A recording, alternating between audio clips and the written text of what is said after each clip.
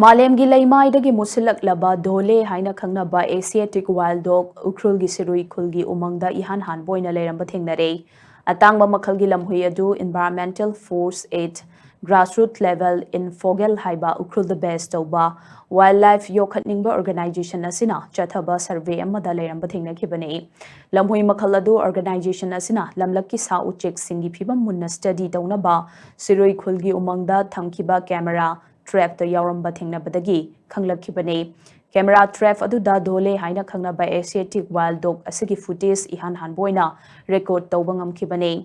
Camera trap ta ihan hanboina record tawkhiba sina mamangda Shirui gi akoibada leiriba singsang asida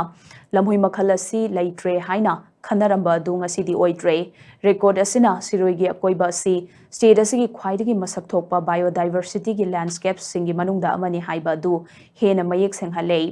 IUCN Red List Endanger oina list tawriba atangba makhalgi lamhui asi amot akai leitaba umang amadi mi tadaba mafam singda hingba pamba lamlaki sa amane lamhui asina Shirui gi akoibada phangbagi khudam phangba asina Shirui gi umang asing asi su saphana leiri haibadu takle hairi hiramasiga mari leinana en Fogel gi co-founder Patrick Sangna hai Shirui gi akoiba umangda dhole discover tawba ngamba si Shirui khulgi khunja amoina yamna lumna lawi